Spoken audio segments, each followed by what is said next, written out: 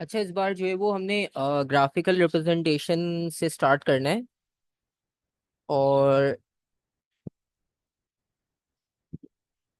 ये अच्छा, इसमें एक चीज आपको नजर आ रही होगी हेडिंग में ही, best fit line and curve. ठीक है, या तो वो आपसे कहेंगे बेस्ट फिट लाइन ड्रॉ करनी है या आपसे कहेंगे बेस्ट फिट कर्व बनाना है। ठीक है। तो अब ये चीज थोड़ी सी अलग है, क्योंकि इससे पहले बस ये बोलते थे speed time distance time graph आप बना दो। लेकिन ये नहीं कहीं पर था कि ये बेस्ट फिट क्या होता है। सिर्फ एक न्यूक्लियर फिजिक्स में आया था आपके पास बेस्ट फिट ग्राफ गिवन है तो इसमें पॉइंट्स आगे पीछे क्यों है। ठीक है, तो बस वहां पर ये चीज पूछी थी। अदरवाइज जो है वो हमारे पास ग्राफ बहुत सिंपल होते थे। खैर, अब हम इसमें देखते हैं कि इसमें करना क्या होता है। एक तो आप देख रहे हो कि बेस्ट फिट लाइन है। ठीक है, आपके पास सबसे पहले बेस्ट फिट लाइन। अब ये रिप्रेजेंटेशन जो है वो डाटा की एक रैंडम सी दी है, उससे हमारा कोई कंसर्न नहीं है। अब इसमें आप एक चीज देख रहे होगे कि लाइन जो है वो किसी भी पॉइंट को टच करते हुए जा ही नहीं रही है। मतलब टच कर रही है लेकिन किसी को क्रॉस करते हुए नहीं जा रही। सही है। अब आप देखो, इतने सारे पॉइंट थे, कोई एक पॉइंट तो ऐसा होता कि जिस लाइन जिसके बिल्कुल मिड से पास हो रही होती, क्रॉस कर रही होती जिसे। ठीक है। लेकिन यहाँ पर ऐसा नहीं हुआ। तो बेसिकली इनका मतलब ये होता है कि अगर आप इसको गौर से देखो, सबसे पहले लाइन के आप ऊपर देखो। एक, दो, तीन, चार, चार पॉइंट ऊपर हो गए, और अगर आप नीचे देखोगे तो चार पॉइंट नीचे भी दिख रहे हैं आपको। एक, दो, तीन, चार। तो इसका मतलब ये हुआ कि ये लाइन आपको ग्राफ का ट्रेंड शो कर रही है। ठीक है। मतलब इससे आपको एक आइडिया हो जाएगा, अगर ये मैं सारे पॉइंट्स हटा दूं और सिर्फ लाइन बनी हो, तो इससे आपको पता चलेगा कि ये जो भी जर्मन मार्क और फ्रेंच मार्क की वैल्यूज हैं, इनका जो भी वैल्यू की फ्लक्चुएशन है वो इन दोनों पॉइंट्स के बीच में चलती रही। अच्छा, तो हम सिंपल ये बात कर रहे थे कि ग्राफ जब भी आपको गिवन होगा एटीपी में, स्पेशली क्योंकि एटीपी में उनका फोकस इन्हीं चीज़ों पर होता है, क्योंकि थ्योरी तो अब है नहीं कि आप थ्योरी को इम्पोर्टेंस दो। बस इसमें ये होगा कि आपने ये चेक करना होता है ग्राफ में जब भी स्ट्रेट लाइन होगी। वालेकुम अस्सलाम। तो उसमें आपको वो लिख कर देगा बेस्ट फिट लाइन या बेस्ट फिट कर्व। ठीक है। तो अब इसमें बेस्ट फिट लाइन या बेस्ट फिट कर्व का मतलब ये होगा कि आपने पॉइंट्स को देखते हुए लाइन ऐसे ड्रॉ करनी है कि लाइन आपके पास भले पॉइंट्स को टच करे या ना करे, लेकिन उस लाइन से आपको ग्राफ का ट्रेंड पता चलना चाहिए। ठीक है, मतलब अगर ये पॉइंट्स अब ना हो तो आप रैंडमली ये देखकर बता पाओगे कि इनकी वैल्यूज जो है वो इस लाइन के आसपास होंगी। ठीक है। तो एक एवरेज समझ लो, हम यहाँ पर ग्राफ बनाते हैं ये कि एक एवरेज रिजल्ट आपको शो कर रहा है। इसको कहते हैं बेस्ट फिट लाइन। ठीक है, बेस्ट फिट का मतलब ये नहीं होता, बहुत सारी जगह पर मिसअंडरस्टैंडिंग होती है हमें कि तीन या चार पॉइंट्स आ जाएं लाइन पे तो बहुत होते हैं। उसको बेस्ट फिट नहीं कहते। उसमें बस ये होता है कि आपके पास पॉइंट्स को इस तरह से आपने देखते हुए लाइन ड्रॉ करनी है कि लाइन की दोनों साइड पर आपको ऑलमोस्ट इक्वल इक्वल, कभी कभार ऐसा होता है जरूरी नहीं है इक्वल हो, थ्री फोर पॉइंट्स भी हो सकते थे, एक तरफ तीन एक तरफ चार, लेकिन क्लोज हो उस लाइन के। अच्छा, स्ट्रेट लाइन में तो आसान होता है क्योंकि रूलर से बन जाती है। ठीक है। प्रॉब्लम तब आता है जब आपके पास वो बेस्ट कर्व पूछ लें आपसे। ठीक है। जब वो आपसे बेस्ट फिट कर्व पूछ लेते हैं ना, उसमें मसला कुछ नहीं होता खास। प्रॉब्लम ये होता है कि वो फ्री हैंड बनता है। अब जिसकी ड्राइंग थोड़ी सी फ्री हैंड वीक हो, तो उसको थोड़ा सा मतलब बनाते वक्त प्रॉब्लम आएगा, तो वो बार बार रेस कर रहा होगा, बार बार उसको सही कर रहा होगा। आप देख तो लोगे बनना कैसे, लेकिन फ्री हैंड आप ये देखो ये कर्व जैसे बना हुआ है, तो इसको सेट करना फ्री हैंड थोड़ा सा मुश्किल लगता है। अब जैसे आप देखो वन, टू, थ्री, यहाँ पे वन, टू, तो यहाँ पे देखो अनइक्वल पॉइंट्स हैं, ऊपर तीन है नीचे दो हैं, लेकिन सब लाइन के क्लोज हैं। तो ये भी ग्राफ के ट्रेंड को शो कर रहा है। ठीक है। ये होता है आपके पास बेस्ट फिट लाइन और बेस्ट फिट कर्व। सही है। इसमें और कोई ज्यादा थ्योरी इससे रिलेटेड नहीं पढ़नी हमने। सही है, बस ये चीज एक बतानी थी क्योंकि हमारे माइंड में यही था स्टार्ट से कि हमने पॉइंट्स को मैच करवाने, क्योंकि थ्योरी में हम यही करते आए थे। लेकिन यहाँ पर आकर थोड़ा सा कॉन्सेप्ट चेंज हो जाता है। ठीक है। अच्छा, अभी आप ये बताओ कि आपके पास ग्राफ पेपर है, आप अगर खुद से ड्रॉ करो तो क्या अवेलेबल है आपके पास ग्राफ पेपर। अगर है तो अच्छी बात है, अगर नहीं है तो फिर हम स्क्रीन पे ही कंटिन्यू कर लेंगे। No, sir, I really forgot to take the graph paper. ठीक है, ग्राफ पेपर नहीं है, कोई मसला नहीं। ठीक है। अच्छा।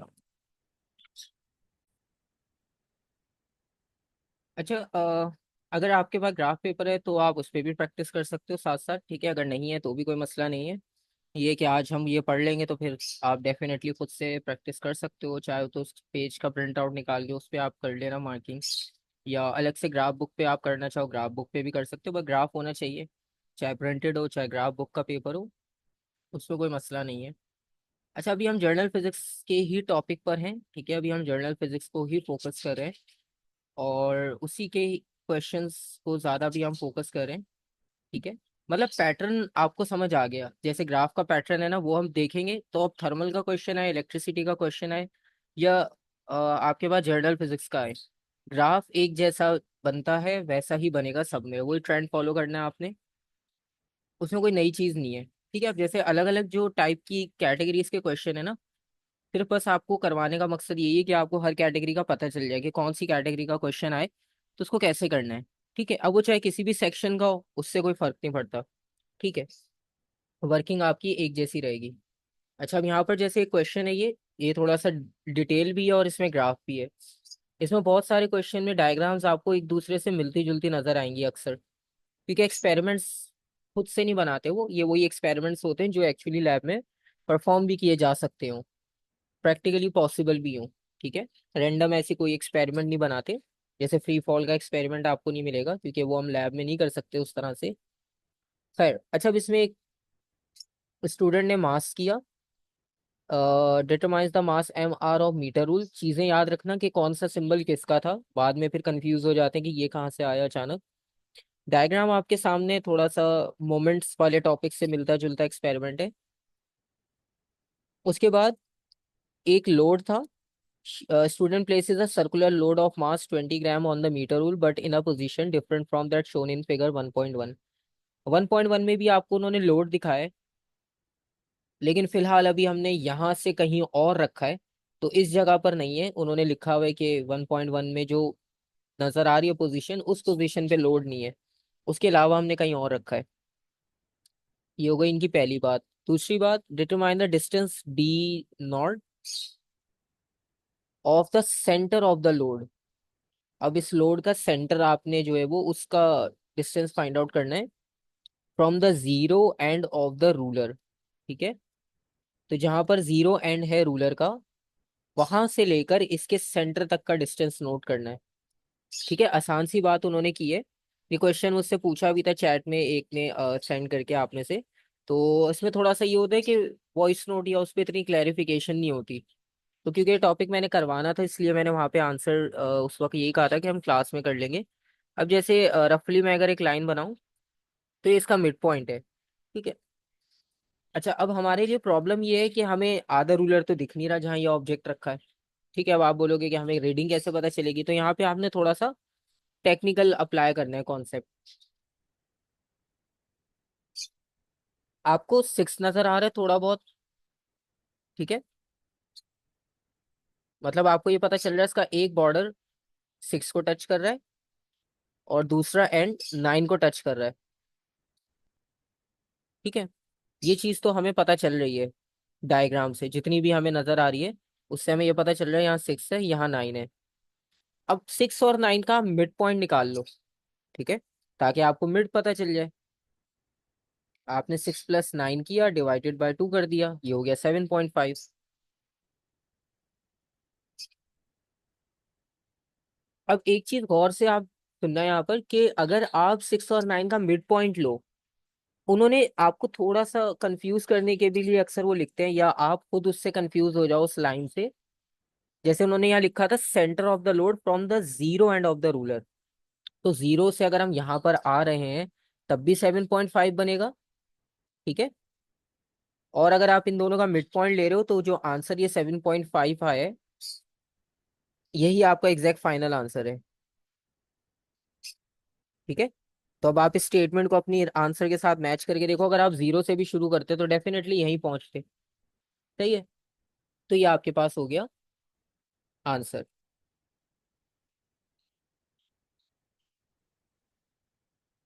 आगे चलते हैं। The student places the meter rule on the pivot and changes the position of the load so that the center of the load is at 50 centimeter mark. Metre rule को पिवट पे रखा और उसकी पोजीशन चेंज की, और load को, centre of the load is at 5 centimetre mark. पहले मैंने 50 बोल दिया था, 5 सेंटीमीटर। क्वेश्चन को जूम कर दूं और, या डायग्राम को जूम करके दिखा दूं?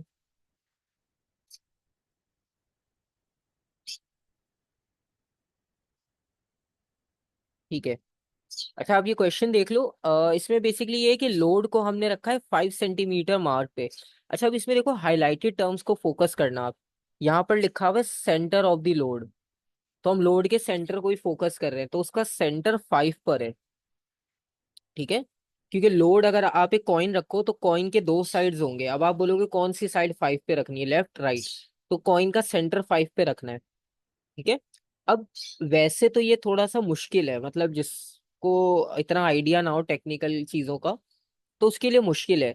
लेकिन अभी क्योंकि आपने एक पिक्चर को सॉल्व किया है, तो उससे आपको माइंड में एक आइडिया आ गया कि आपने 6 और 9 को के बीच में रखा। तो इससे आपको ये पता चल रहा है कि ऑब्जेक्ट की विड्थ इतनी है कि अगर हम उसको 3 सेंटीमीटर के डिस्टेंस के बीच में रख दें तो उसका हाफ आपको मिल रहा है। जैसे 6 और 9 के बीच में रखा, इसका हाफ मिल गया। तो अब उन्होंने कहा है कि सेंटर जो है ना, इसका मतलब अब लोड का मिड पॉइंट 5 पर है, यानी यहाँ पर अब इसका सेंटर आएगा, जो ये सेंटर पहले था। इसको अब आपने 5 पे रखना है, तो अब आप इसको ऐसे रखोगे कि अब जैसे हम 6 से स्टार्ट हुए थे, 6 से पहुंचे 7.5, डिफरेंस कितना है 1.5 का। तो आपने इसको ऐसे डिजिट पे इसका एक बॉर्डर रखना है कि 1.5 के बाद वो ऑटोमेटिक 5 पर आ जाए। ठीक है। लेकिन पहले क्वेश्चन देख लेते हैं। लेकिन आपके माइंड में एक मेथड आ गया, क्योंकि उन्होंने एक पिक्चर दी थी, उससे आपको एक हिंट मिल गई क्वेश्चन में खुद ही। So he adjust the position of the metre ruler on the pivot until the meter ruler is as near as possible to being balanced। Question हम थ्योरी के करते थे, उसमें तो लिखा हुआ मिलता था इक्विलिब्रियम, तो उसमें तो हमारा काम ही नहीं होता था बैलेंस करना। लेकिन अब क्योंकि प्रैक्टिकल अप्रोच है थोड़ी सी, तो इसलिए यहाँ पर हर चीज अप्रोक्सीमेट होगी, एग्जैक्ट नहीं होगी। इसलिए उन्होंने लिखा है कि ऑलमोस्ट बैलेंस करने के आसपास हमने उसे रख दिया था। अब वो कह रहे हैं describe a technique for ensuring that the ruler is near as possible to being balance. अब सबसे पहले बताना है कि क्या टेक्निक हम अप्लाई करें कि जिससे आप ये चेक कर सको कि रूलर जो है वो ऑलमोस्ट बैलेंस है।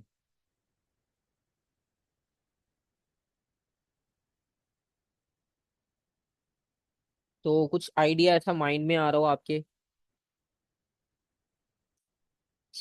जो आपको हेल्प आउट कर सके इसका सॉल्यूशन बताने में? आप स्टेटमेंट दोबारा से देख लो पूरे क्वेश्चन की, आपके सामने। भले ये 1 मार्क के होते, लेकिन सबसे ज्यादा कंफ्यूजन इसी में होती है। ठीक है, आप कह रहे हो कि हम इसे तब तक मूव करके देखें जब तक ये बैलेंस होना कम ना हो जाए। ठीक है। तो ये आपने एक आंसर दिया, ठीक है। और ये समझ भी आता है कि मतलब हमारे माइंड में सबसे पहले यही आएगा, हम उसे थोड़ा थोड़ा मतलब 50 सेंटीमीटर मार्क, क्योंकि मीटर रूल में 100 सेंटीमीटर होते हैं, तो उसके हिसाब से हम उसे एडजस्ट करके देखते रहेंगे, जहां पर वो बिल्कुल फिट बैठ जाए तो वो इसका बिल्कुल नियरेस्ट पॉइंट हो जाएगा। ठीक है। इसके अलावा और कोई माइंड में आ रहा हो किसी के आंसर, अगर वो शेयर करना चाहे तो ठीक है, वरना हम आगे कंटिन्यू कर लेते हैं।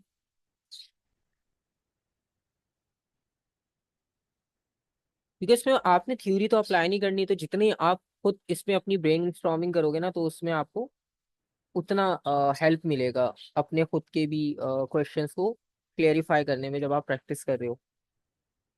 और उसमें कोई ऐसा जर्नल आंसर भी नहीं होता कि सबको एक जैसा आंसर लिखना हो। ये आपकी टेक्निक होती है, जो आप यूज करना चाहो उसके अकॉर्डिंगली आप उसे लिख सकते हो। ठीक है।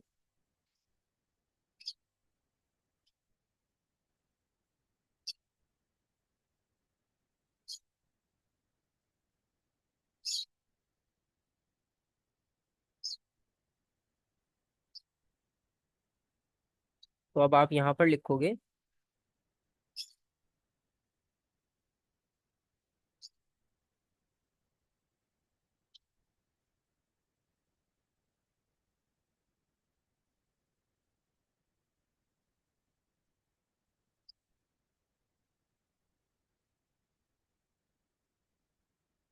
अच्छा, इसमें उन्होंने कहा है कि he adjust the position of the metre rule on the pivot. आप अभी एडजस्ट कर रहे हो, ठीक है, आपने अभी किया नहीं है, आप अभी इसको सेट कर रहे हो कि इसका पाइवट पॉइंट कहाँ होना चाहिए कि हम ऑब्जेक्ट को रखे बैलेंस हो जाए। ठीक है। अच्छा, इसका वैसे ना प्रैक्टिकल अप्रोच आप थोड़ी सी ऐसे कर सकते हो।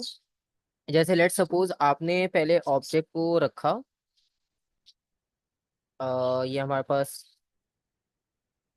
वेज था और इसके ऊपर हमने,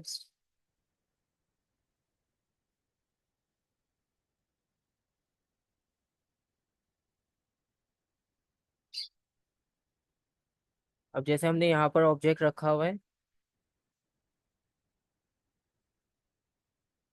ठीक है, और ये पॉइंट आपने नोट कर लिया।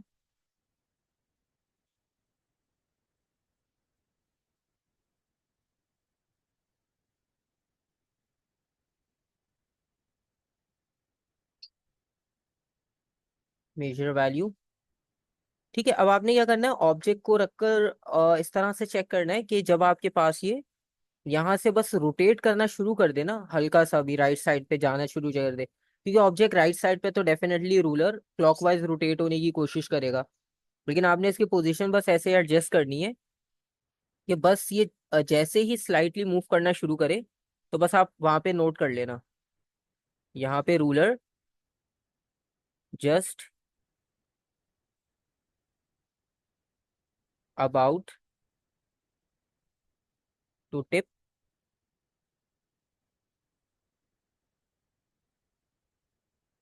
क्लॉकवाइज। ठीक है।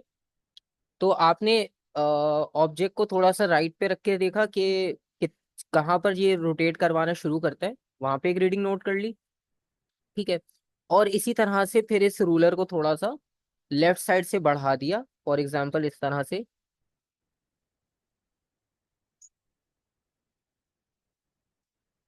अब आपने ऑब्जेक्ट को थोड़ा सा क्लोज रखा, उसका मोमेंट आर्म कम कर दिया और दूसरी तरफ से बढ़ा दिया ऐसे।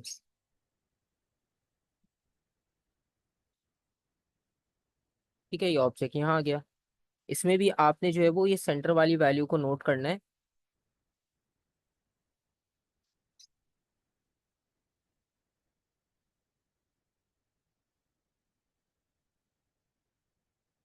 और ये आप तब मेजर करोगे जब आपको यहाँ लेफ्ट पर नजर आए कि बस अब ये एंटी क्लॉकवाइज मूव करना शुरू कर रहा है। ठीक है, मतलब बिल्कुल ऑलमोस्ट उसके करीब हो।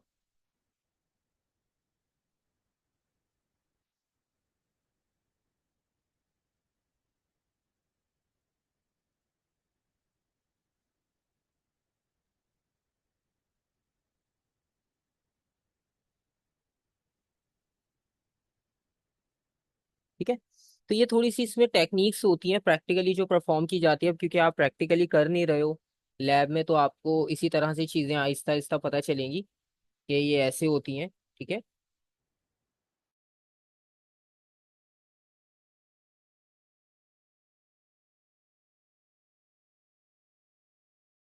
और इसका आंसर हम लिखते हैं।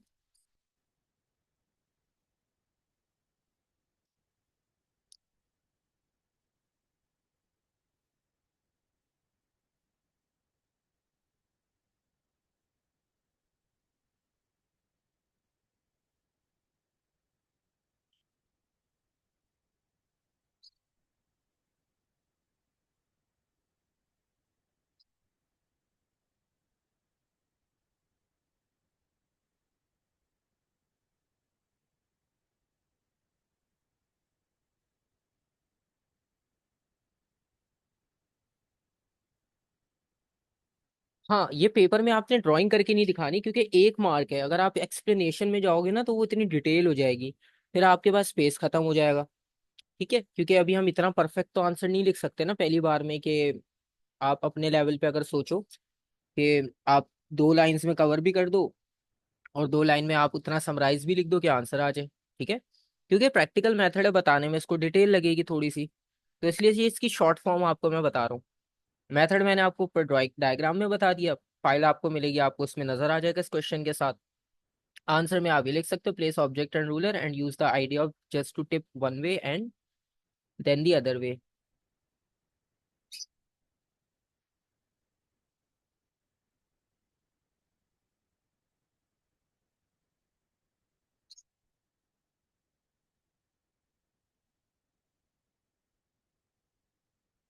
ठीक है, तो बस सिंपल आप ये लिख दोगे, आपका आंसर कंप्लीट हो जाएगा। सही है।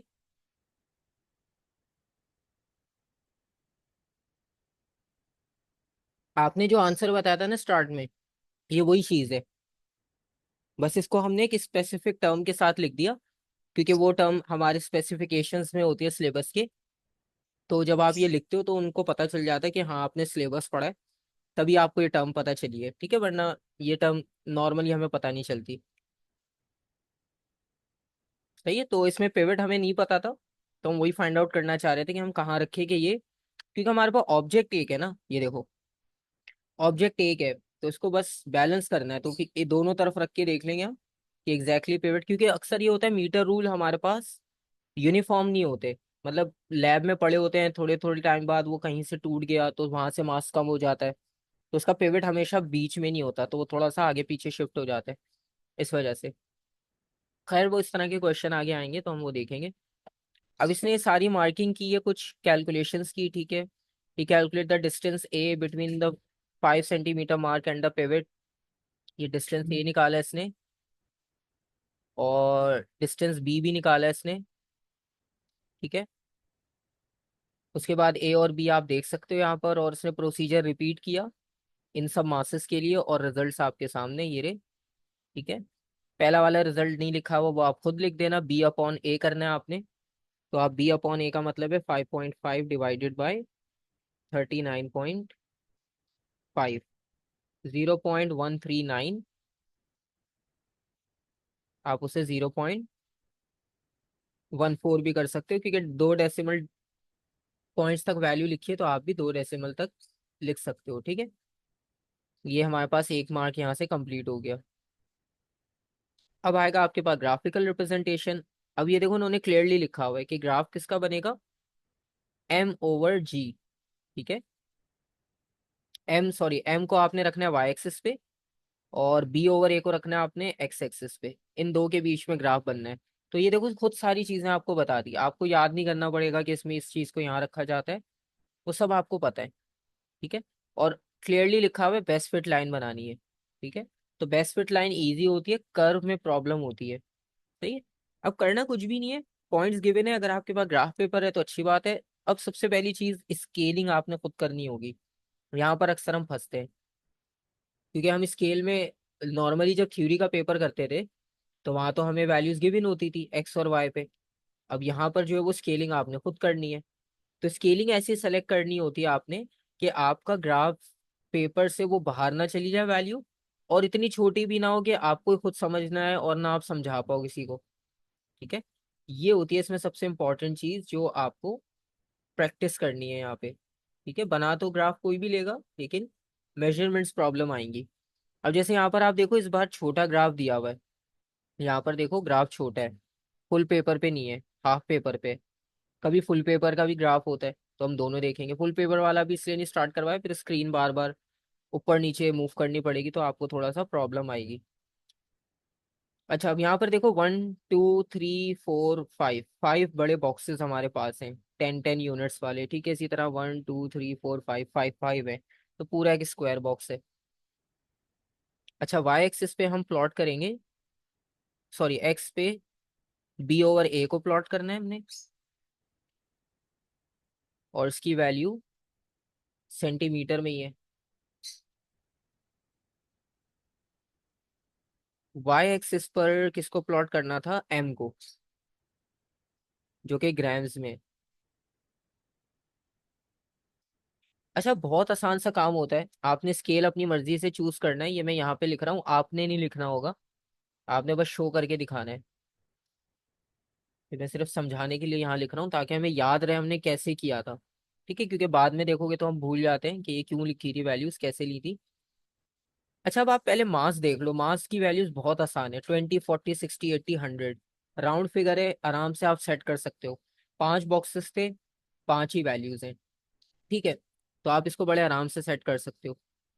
अच्छा, एक चीज और भी होती है ग्राफ में, कि ग्राफ में जरूरी नहीं होता कि आप जीरो से शुरू करो हर बार वैल्यू। जैसे आपका ग्राफ शुरू ही 20 से हो रहा है, आप 20 से वैल्यू भी शुरू कर सकते हो। यहाँ पे जीरो लिखना लाजमी नहीं है। ठीक है, ओरिजिन कहते हैं जिसे। लेकिन फिलहाल हमारे पास स्पेस है तो हम जीरो से शुरू कर रहे हैं। कुछ क्वेश्चंस आएंगे जिसमें वो कहते हैं कि आप जीरो से भले ना शुरू करो, ओरिजिन से ग्राफ शुरू ना करो, क्योंकि उसमें वैल्यूज ही बहुत दूर दूर होती हैं, गैप बहुत आ रहा होता है। तो खैर हम यहाँ ले रहे हैं जीरो फिलहाल,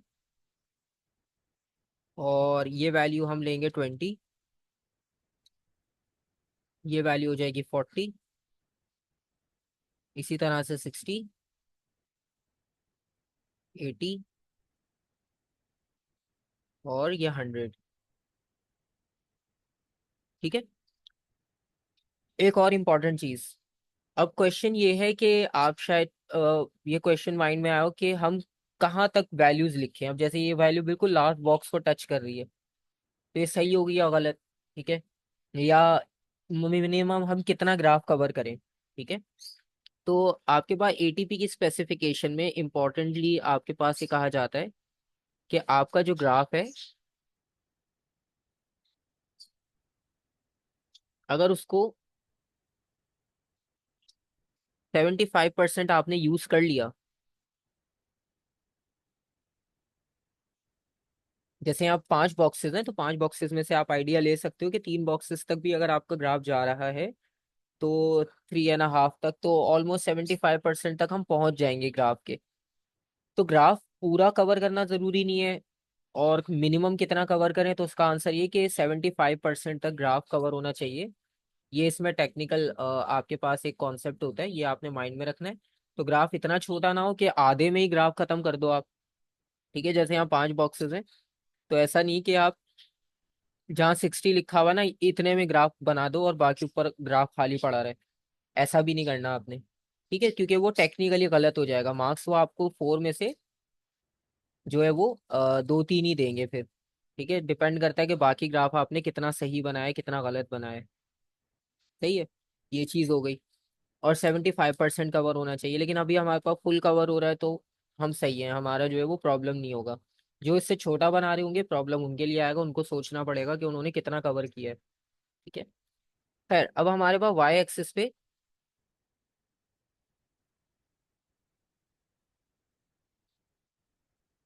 वाई एक्सिस पर हमने ये किया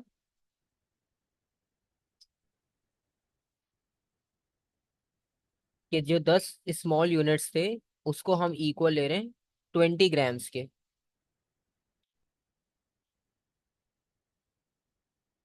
ठीक है, तो ये 20 ग्राम्स के इक्वल ले रहे हैं हम। और इसके बाद जो है वो, अब एक्स एक्सिस की बारी है। ठीक है, वाई एक्सिस की वैल्यू आसान थी, तो वो तो हमारे पास हो गई। अब एक्स एक्सिस पर हम देखते हैं एक्स एक्सिस की वैल्यूज क्या थी। ये रही एक्स एक्सिस की वैल्यूज, 0.14, 0.26, 0.38। अब इसमें डेसिमल, यहाँ आता है मसला। ठीक है, अब इसको कैसे करना है ये आप देख लो।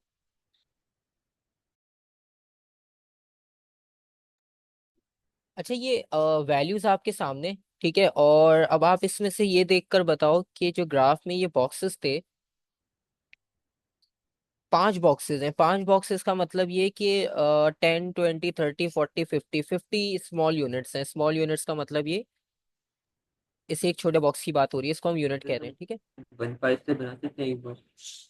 1.5 से बना सकते हैं। ठीक है, 1.5 से भी बना सकते हैं, मतलब 0.15, 0.30, 0.45, ऐसे ही कह रहे हो। ठीक है, अच्छा अब इसमें, हाँ ठीक है, एक सजेशन आपको आ गया कि हम 0.15 से कंसिडर कर सकते हैं। मैं लिख देता हूँ। आपने कहा कि एक्स एक्सिस पे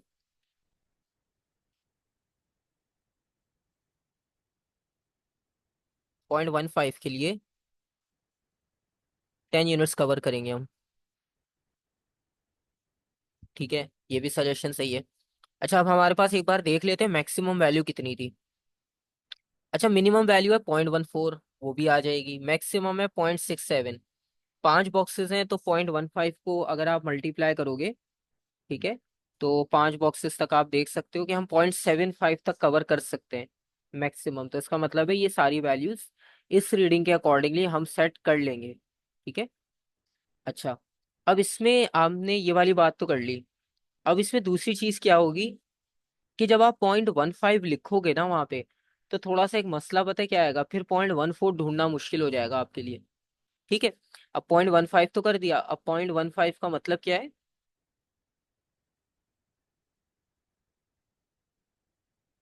डिवाइडेड बाय 10 स्मॉल बॉक्सेस, तो एक बॉक्स की वैल्यू बन रही है 0.015। अब कितने बॉक्सेस मिलाएं कि ये 0.14 बन जाए, तो ये थोड़ा सा मुश्किल काम हो जाएगा। बेसिकली हम इसमें ये काम कर रहे हैं कि ये जो एक्स एक्सिस पे वैल्यूज है ना, यहाँ पर ये एक्स एक्सिस है नीचे जो बी ओवर ए लिखा हुआ है, हम बी ओवर ए के बारे में ये देखना चाह रहे हैं कि यहाँ पर जो मार्किंग करनी है वो कौन सी मार्किंग होनी चाहिए, ठीक है। क्योंकि यहाँ पर आप देखो ग्राफ में ब्लैंक दिया उन्होंने, मार्किंग भी खुद करनी है आपने, पॉइंट्स भी खुद लगाने, ठीक है। इस बार मार्किंग भी नहीं करके देंगे वो आपको, तो ये भी आपने खुद करनी है इस बार। तो इसके लिए हम ये सोच रहे हैं कि एक्स एक्सिस पे ये जो लिखा है मैंने अभी, कि ये जो एक बॉक्स कंप्लीट आप बनाते हो, बड़ा बॉक्स 10 यूनिट्स का, ये कितना होना चाहिए, ठीक है। तो ये डिस्कस कर रहे थे हम। अब इसके लिए क्या होगा, 5 काउंटिंग तो आप कर सकते हो, ठीक है, मतलब आप 5 5 बॉक्सेस की भी काउंटिंग कर सकते हो, बिल्कुल आपकी मर्जी है। लेकिन सबसे पहले हमें ये पता होना चाहिए कि हमारी वैल्यूज कितनी बड़ी हैं कितनी छोटी हैं, उनका मतलब कितना आपके पास ट्रेंड चेंज हो रहा है। अब आप यहाँ पे देखो, सबसे स्मॉलेस्ट वैल्यू ये है बी ओवर ए की, और सबसे लार्जेस्ट वैल्यू बी ओवर ए की ये है। तो इनके अकॉर्डिंगली आपने जो है वो पॉइंट्स को मार्क करना है, ताकि आप उसको सेट कर सको और उसी के अकॉर्डिंगली आप उन्हें फाइंड आउट कर सको, ठीक है। अभी जैसे यहाँ पर एक सजेशन दिया कि हम यहाँ पर इसको 0.15 अगर कंसीडर करते हैं, तो अगले 10 यूनिट्स के बाद ये डबल हो जाएगा, फिर 4 5 हो जाएगा,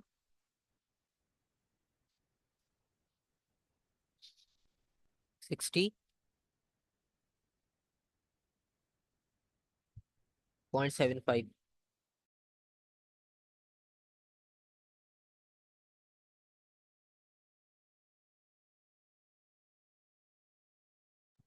ओके, अब ये आपके पास हो गए पॉइंट्स, ठीक है। ये अब आपकी चॉइस है, आप चाहो तो 0.14 भी लिख सकते थे, 0.14 के डिफरेंस से भी बना सकते थे, क्योंकि वैल्यूज का आप देख रहे हो कि चेंज इक्वल नहीं है। 0.14 के बाद 0.26 है, फिर 0.38 है, तो इनका जो डिफरेंस है ना वो इक्वल नहीं है।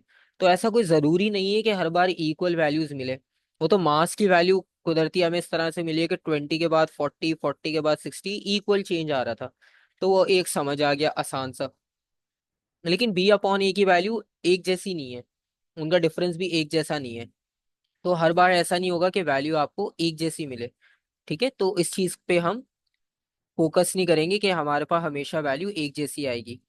आपके पास जो वैल्यू होगी उसके हिसाब से ग्राफ देखकर खुद सेट करनी है आपने, ठीक है। जिस तरह अभी आपने एक्स एक्सिस की एक ने वैल्यू बताई, हाँ, तो आप 0.14 से भी शुरू करना चाहो तो पहली वैल्यू 0.14 होगी, मैं यहाँ लिख देता हूँ ताकि आपको वो समझ आ जाए कि आप जो सेलेक्ट करना चाह रहे हो उसको कैसे प्लॉट करना है। अब लेट सपोज अगर कोई 0.15 नहीं लेना चाह रहा, ठीक है, तो मैं यहाँ उसकी जगह लिख देता हूँ, आपने 0.14 कंसिडर कर ली वैल्यू, ठीक है। 0.14 को डबल करेंगे, 0.38 हो जाएगी, सॉरी 28 हो जाएगी,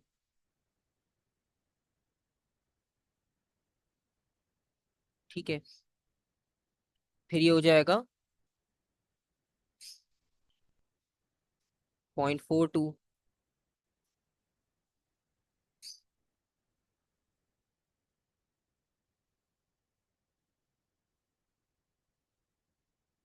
0.56,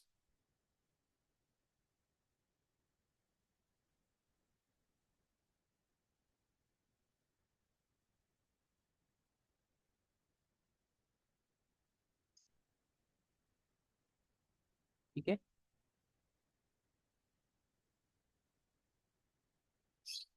तो अगर आप ये वैल्यूज प्लॉट करना चाहते हो ये भी ठीक है। रीजन क्या है कि आपकी जो मैक्सिमम मिनिमम वैल्यू है वो इन दोनों के मिड में आ रही है, मतलब इस रेंज के बीच में आ रही है। आपने जीरो से ग्राफ स्टार्ट किया और जीरो से आप 0.70 पर आकर रुके। ठीक है। तो 0.67 आपके पास। हाँ, 0.14 ऐड किया है क्योंकि आपने पहली वैल्यू वही सेलेक्ट की है ना। देखो ये बहुत सिंपल सी लॉजिकल चीज है। आपने जीरो से स्टार्ट किया ग्राफ को और आपने इसमें 0.14 पहली वैल्यू सेलेक्ट की यहाँ पर। 0.14 में 0.14 ही ऐड कर रहा हूँ। 0.14 में 0.14 ऐड किया, 0.28 हो गया। फिर 0.28 में 1.14 फिर ऐड कर दिया क्योंकि हमारा एक बड़ा बॉक्स 0.14 इक्वल के था। तो इसी तरह से हम उसको चलाते रहेंगे। अब ये दोनों वैल्यूज एक्सेप्टेबल है, आप दो जो भी लिखना चाहो वो आपकी चॉइस है। ठीक है, दोनों सही है, कोई इसमें मसला नहीं है। अब बस आपने प्लॉटिंग करनी है। जैसे पहली वैल्यू आपके सामने है 20 पर 0.14। ठीक है, अब जिसने 0.14 सेलेक्ट किया होगा उसे पता है कि मेरी वैल्यू कहाँ है। जिसने 0.15 सेलेक्ट किया उसकी वैल्यू थोड़ा सा पीछे होगी। ठीक है।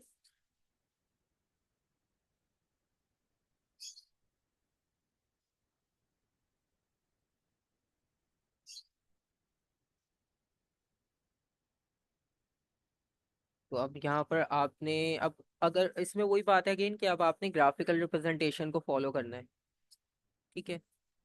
तो यहाँ पर 0.15 अगर आपने ली है या 0.14 ली है तो वैल्यू आपकी क्लोज क्लोज होगी। जिसने 0.15 ली थी उसके लिए थोड़ा सा पीछे हल्का सा बना दोगे आप।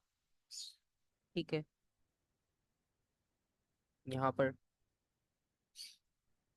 और अगर आपने 0.14 लिया था तो एग्जैक्टली exactly आपकी डार्क लाइन पे आएगी। और ग्राफ बनाते हुए आपने ये ध्यान रखना है कि या तो आप सिर्फ डॉट बनाना।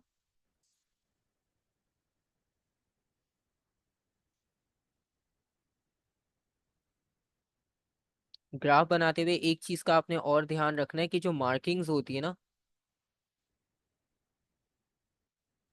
या तो आप डॉट बनाओ पॉइंट की जगह पे या आप क्रॉस बनाओ। ठीक है, कुछ लोग करते हैं कि पॉइंट के बाद सर्कल बना देते हैं, वो नहीं करना आपने, रिप्रेजेंटेशन गलत हो जाएगी। तो इसलिए मैंने क्रॉस बनाया है। ठीक है।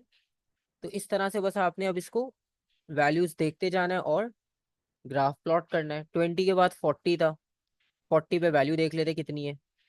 40 पे 0.26। अब आप देख लो कि आपने 0.30 सेलेक्ट किया था यहाँ पर, तो उसके अकॉर्डिंगली आप सेट कर लो कि 0.26 कहाँ होना चाहिए। ठीक है, फाइंड कर लोगे या मुश्किल होगी क्योंकि अब आपके पास वैल्यूज एग्जैक्ट नहीं होती। थ्योरी पेपर में तो एग्जैक्ट एग्जैक्ट वैल्यू दे देते वो, तो हम जल्दी से ढूंढ लेते थे। लेकिन यहाँ पर आपको थोड़ा सा ग्राफ में खुद से सेटिंग करनी पड़ेगी। ठीक है। अब इसका तरीका भी आपको मैंने बताया था, वही थ्योरी वाला भी आप अप्लाई कर सकते हो। कि आपको ये पता है कि एक बॉक्स 0.015 का है इस रीडिंग के हिसाब से। ठीक है। और अगर आप 0.14 ले रहे हो तो तब भी आप यही काम कर सकते हो।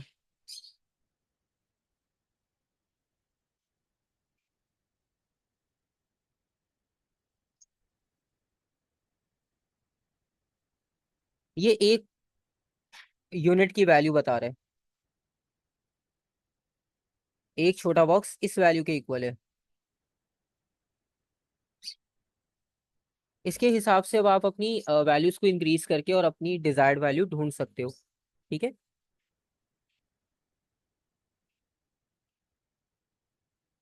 जैसे यहाँ पर आपके पास वैल्यू है ना 0.14, 0.14 के बाद वैल्यू आई है 0.26। इसका मतलब है 0.12 का डिफरेंस है।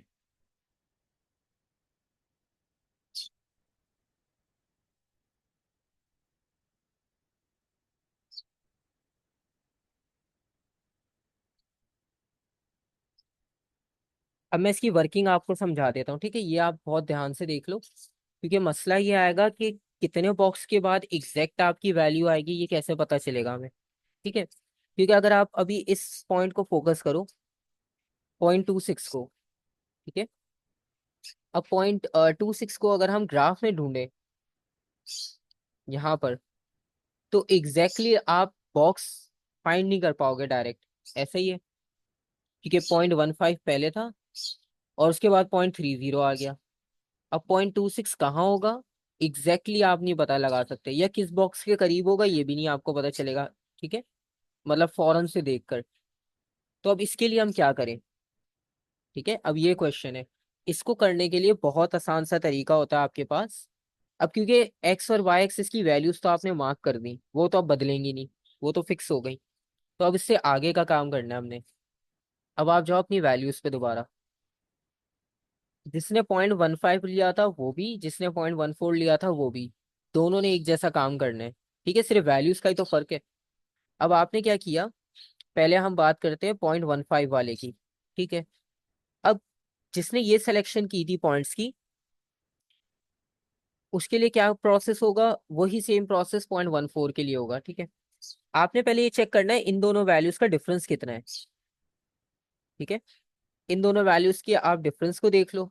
इनका डिफरेंस आ रहा है 0.26 और -0.14। तो इनकी वैल्यू आ रही है 0.12। ठीक है, ये वैल्यू आ गई 0.12। अब आपने ये पता करना है कि ये 0.12 इस वैल्यू के अकॉर्डिंगली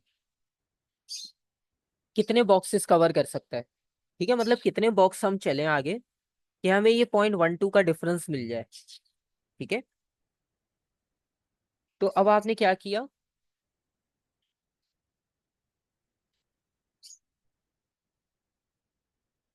0.12 डिवाइडेड बाय,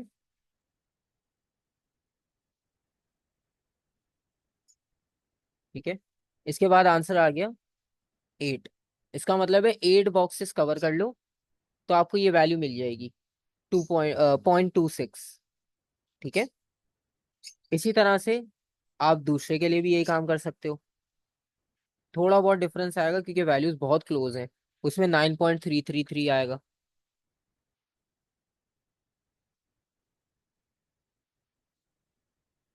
ठीक है, इस बार आपका बॉक्सेस का डिफरेंस अलग है।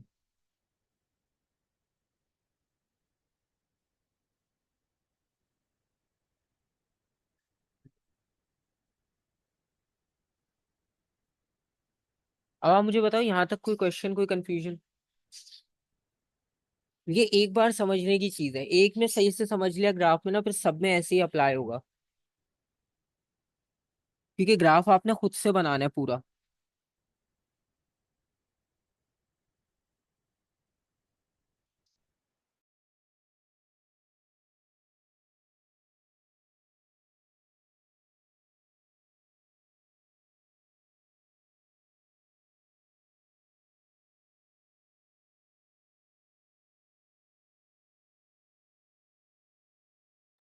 अच्छा, आपने क्वेश्चन पूछा कि गेट 9.3 एंड आई गॉट 8.5।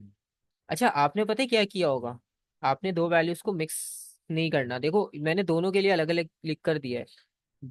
अगर आपकी ग्राफ की रिप्रेजेंटेशन 0.15 वाली थी तो आपने ये कैलकुलेशन करनी है जो ऊपर लिखी है। और अगर 0.14 वाली आपकी वैल्यू थी तो आपकी रिप्रेजेंटेशन ऐसी आएगी। ठीक है, तो आप एक बार फिर क्रॉस चेक कर लो, क्योंकि मैंने कैलकुलेशन कैलकुलेटर से करके लिखी है। आप एक बार चेक कर लो दोनों को। ठीक है, क्योंकि वो लास्ट टाइम भी वो कैलकुलेटर में थोड़ा सा वो प्रॉब्लम आ रहा था। 8.5। अच्छा, मैं देख लेता हूँ, हो सकता है मैंने जल्दी में गलत कर दिया। 0.12 डिवाइडेड बाय 0.014। हाँ, 8.5। मैंने जल्दी में वैल्यू गलत लिखी होगी। ठीक है, सही है। 8.57, राउंड ऑफ 8.6, 8.57 और 8.6 है तो हम मिड में ही। ठीक है, मतलब 8.5 सही है। मिस्टेक थी, सही हो गई। मतलब मेथड समझ आ गया कि आपने कैसे करना है, ठीक है। क्योंकि इसमें प्रॉब्लम ये आता है कि हर बार वैल्यू कुछ भी होगी, रैंडम होगी। मतलब थ्योरी में तो ये होता ना कोई राउंड वैल्यूज होती थी तो हम जल्दी से कर लेते थे, समझ आ जाती थी। इस बार एक्सिस भी खुद बनाने हैं आपने। आपने एक्स की वैल्यू वाई की वैल्यू खुद ली और फिर पॉइंट्स को भी खुद ही प्लॉट करना है। तो पूरा काम इस बार आपने ही करना है, उन्होंने बस आपको नंबर दे दिए। ठीक है, तो उसको करने के लिए आसान, पहले तो आपने सिलेक्शन ऐसे पॉइंट्स की करनी है कि पॉइंट बाहर ना निकले और बहुत छोटा ग्राफ ना बने।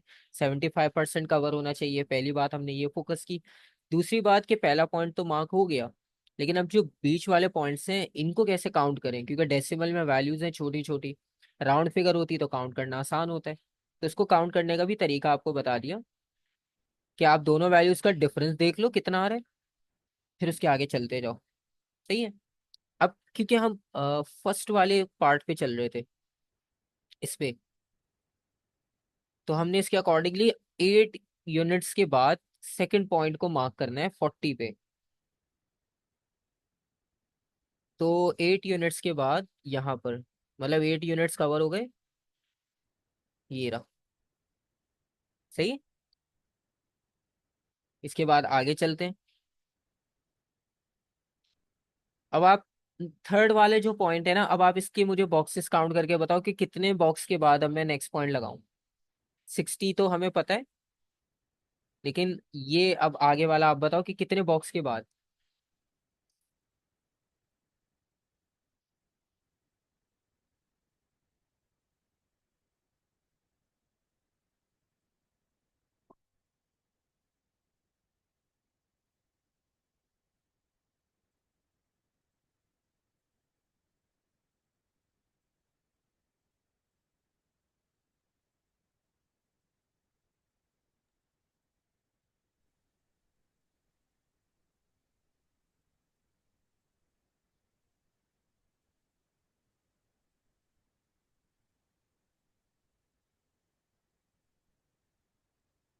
Eight for 0.015। ठीक है। अच्छा, एक आंसर आपने बता दिया कि अगर हम 0.15 वैल्यू के साथ चलें तो उसमें 8 बॉक्सेस कवर हो रहे हैं फिर से। ठीक है। तो अब आपके पास सिंपल सी सिनेरियो है कि आपने फिर से एक बार डिफरेंस चेक कर लेना है। ठीक है। इनका एक बार डिफरेंस, अब इन दोनों का डिफरेंस लेना है आपने।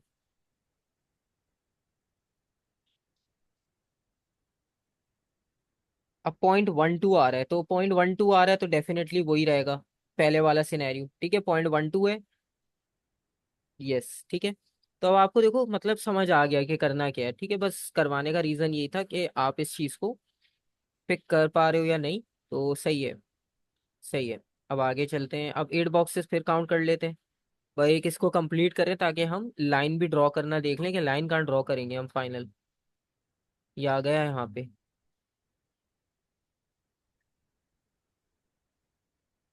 Coming for negative sign. अच्छा, नेगेटिव साइन का मसला नहीं है, उसमें ये होगा कि पहले आपने छोटी वैल्यू रखी होगी, उससे कोई फर्क नहीं पड़ता। हमारा फोकस बस डिफरेंस पे है। ठीक है। हाँ, जाहिर सी बात है, आप 0.26 पहले लिखोगे तो नेगेटिव देगा वो, उससे कोई फर्क नहीं पड़ता। हमने उस चीज को करना ही नहीं है अभी फोकस। अच्छा, 0.55 -0.38। अब नई वैल्यू जो है वो चेंज आ रही है। ठीक है। हाँ, अब इसकी वैल्यू आ रही है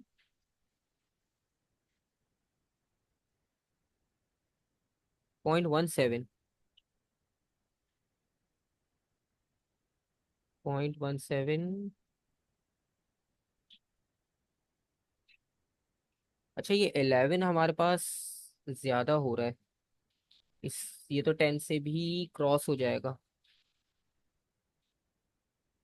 अच्छा, हमारे पास अगला पॉइंट है 0.6। ठीक है।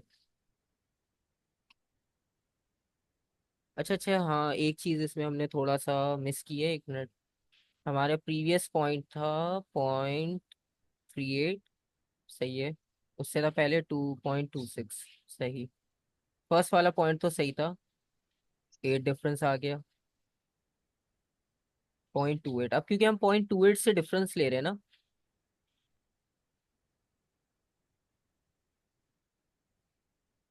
हाँ, 0.17 आ रहा है, वो तो सही आ रहा है। 0.26, 0.38, 0.26, 0.38। हाँ, इसमें थोड़ी सी जो हम मिस्टेक कर रहे हैं ना वो ये है, 1 मिनट, ये 2 पॉइंट्स आपको थोड़े से सेट करने हैं। अच्छा, हमारे पास यहाँ पर आंसर आया था 8 बॉक्सेस का। ठीक है। हाँ, अब हमें ये देखना था कि हमारे पास जो प्रीवियस आंसर है ना, हम उससे डिफरेंस निकाल रहे हैं। ठीक है। अब जैसे लास्ट फर्स्ट पॉइंट तो सही आ गया। फर्स्ट पॉइंट के बाद जो सेकंड पॉइंट है ना, 0.26। ठीक है। और इसमें 0.26 के बाद जो है वो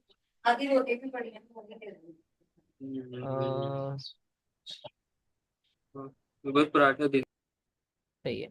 अच्छा, अब इसमें आपने नेक्स्ट ये करना है कि जो आपके पास डिफरेंस आ रहा था ना पॉइंट का, लाइक 0.26 था, इस पॉइंट की बात हो रही है नंबर 2 की। अब 0.26 का जब आपने डिफरेंस निकाला 0.38 से, तो अब हम 0.26 के हिसाब से देख रहे हैं। ठीक है। तो इसमें आंसर आया था 8। तो वो 8 बॉक्सेस आपने यहाँ से काउंट करने हैं, जो लास्ट पॉइंट छोड़ा था उसके आगे से। ठीक है। तो उसके आगे से अगर हम काउंट करेंगे तो ऑलमोस्ट 8 ही बनेंगे। ठीक है। इसके बाद फिर आंसर हमारा 8 बॉक्सेस ही आया था। 8 बॉक्सेस का मतलब ये जहाँ पे लास्ट पॉइंट छोड़ा है वहां से 8 बॉक्स आगे काउंट करेंगे हम। ठीक है। मतलब 1, 2 और यहाँ पे 6 बॉक्सेस, यानी यहाँ पर आना था पॉइंट। क्योंकि हम जो डिफरेंस ले रहे हैं ना, वो पिछली वैल्यू से ले रहे हैं। ठीक है। लेकिन हमारे पास यहाँ पर आप देखो राउंड ऑफ वैल्यूज कुछ और हैं, तो हम उससे तो डिफरेंस ले ही नहीं रहे। तो हमारा डिफरेंस जो है वो प्रीवियस वैल्यू से आ रहा है।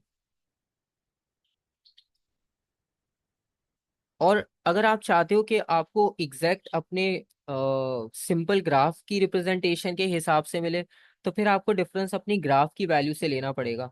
इसका मतलब ये हुआ, मैं आपको एक एग्जांपल देता हूँ कि आप अगर इस पॉइंट की बात करो, जैसे अभी हमारे पास ये वाला पॉइंट था, थर्ड वाला।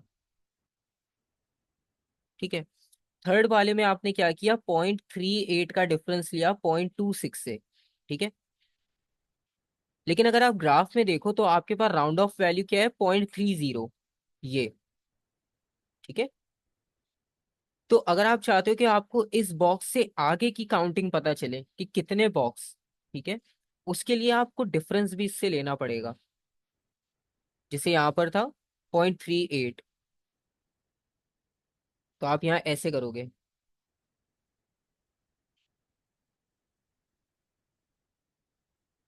जो राउंड ऑफ वैल्यू है ना उससे डिफरेंस निकालो, तो ये आएगा 0.08।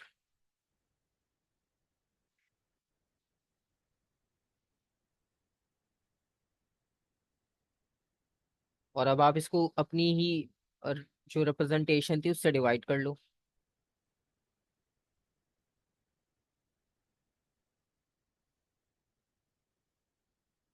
ठीक है। तो अब आप यहाँ पे देखो, यहाँ आंसर आ रहा है 5.3, यानी 5 और 6 के बीच में आपका मार्क लगेगा। ठीक है। और अगर आप टेबल की वैल्यूज के हिसाब से चलोगे ना, 14 के लिए भी सेम सिनेरियो है। ठीक है। मैं वो भी लिख देता हूँ, क्योंकि हमारा फोकस टेबल पे था, तो हम टेबल की वैल्यूज से डिफरेंस ले रहे थे। तो जहां पिछला पॉइंट छूट रहा था ना आपका, आप उसी के आगे बॉक्सेस काउंट करोगे। तो ये मेथड एक आसान होता है कि जहां पिछला छोड़ा है उसी से आप आगे चले जाओ। ठीक है। वरना फिर क्या होगा कि ग्राफ को भी देखना पड़ेगा, टेबल को भी देखना पड़ेगा, दो चीजें देख रहे होगे आप एक टाइम में। सही है। और अगर लेट सपोज आपने ये वैल्यू ली थी,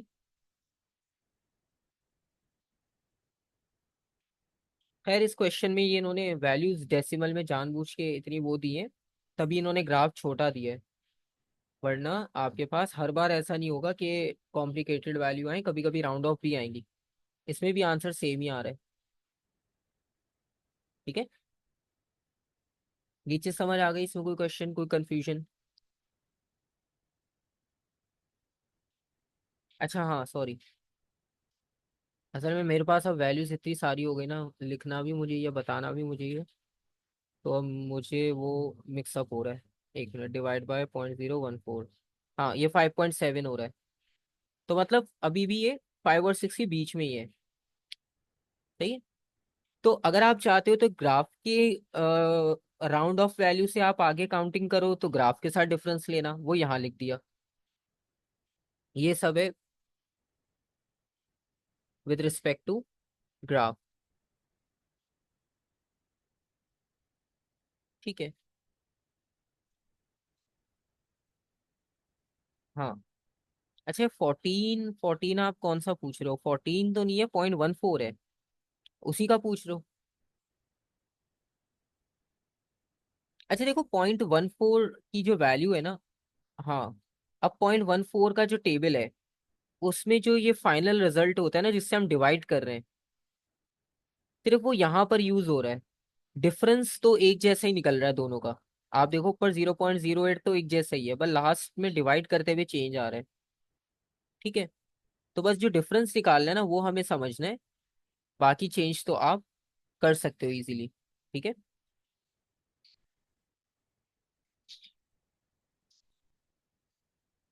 तो अब टेबल वाली वैल्यूज से करते रहोगे तो वो भी आसान है, अगर ग्राफ से करना चाह रहे हो वो भी आसान है, क्योंकि यहाँ पे हमारे सामने टेबल था, तो हम सामने सामने वैल्यूज देख के यहीं से काउंटिंग कर रहे थे। अब बस इसमें एक लास्ट पॉइंट है, वो भी मार्क कर लेते हैं। अब आप देखो, मैं यहीं से डिफरेंस ले रहा हूँ ना, अगर जैसे मैंने इन दोनों का डिफरेंस लिया, 0.67 माइनस,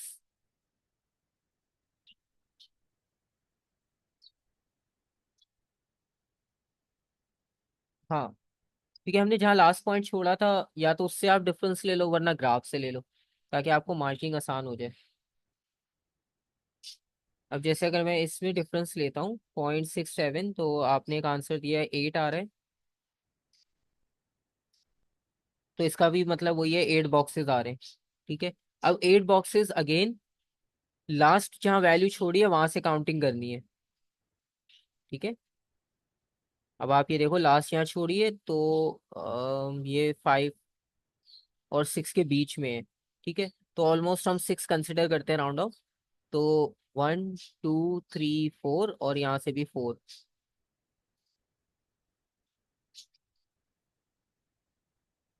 ये यहाँ पर आ जाएगा। ठीक है।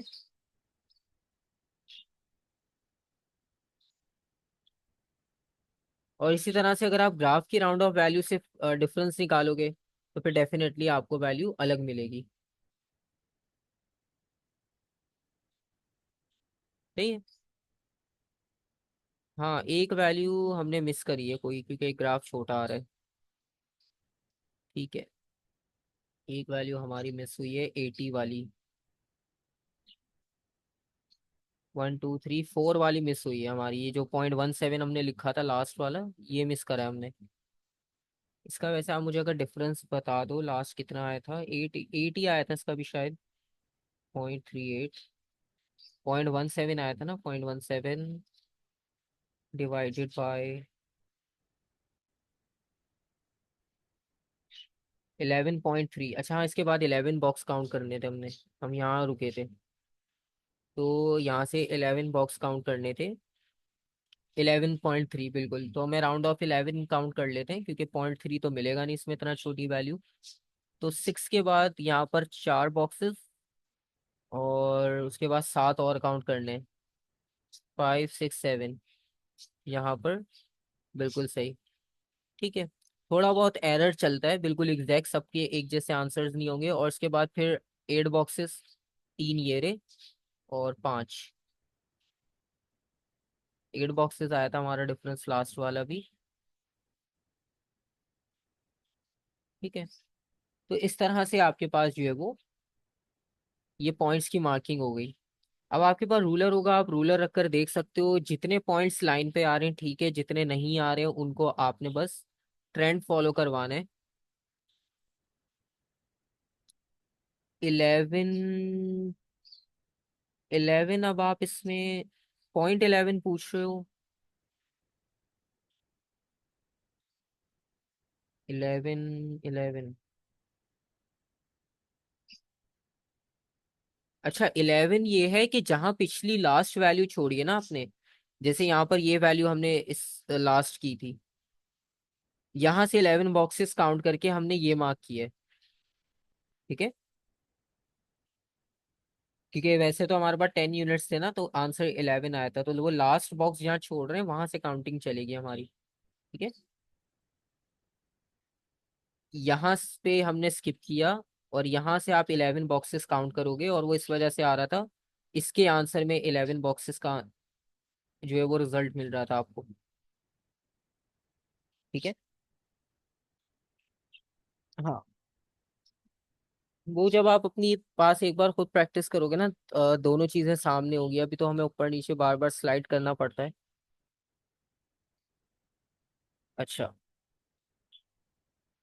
अब इसमें वैल्यू का ट्रेंड आप चेक कर लो। आप अगर इसे रूलर पे रख के देखो, तो पहला पॉइंट, आखिरी पॉइंट, और second last point, second point, ठीक है, ऑलमोस्ट सब लाइन पर ही है। एक पॉइंट बस थोड़ा सा बाहर जा रहा है, लेकिन उसका कोई मसला नहीं है, ये वाला। ठीक है, तो ये बस थोड़ा सा है, और इसमें कोई इतना आपके पास प्रॉब्लम भी नहीं है। लेकिन इसमें आप अगर एक चीज नोटिस करोगे, तो ये वाला पार्ट भी थोड़ा सा आपके पास बॉटम लाइन में, ये भी थोड़ा सा बॉटम लाइन में, ये दो लाइन के ऊपर नजर आ रहे हैं आपको, और ये ऑलमोस्ट लाइन पर है, इस तरह से तो सही है आपका ट्रेंड। इसमें कोई इतना बिल्कुल वो एग्जैक्टली इक्वल नहीं चेक करेंगे दोनों तरफ, बस क्लोज होना चाहिए एटलीस्ट। ठीक है, तो इस तरह से रिप्रेजेंटेशन बनती है।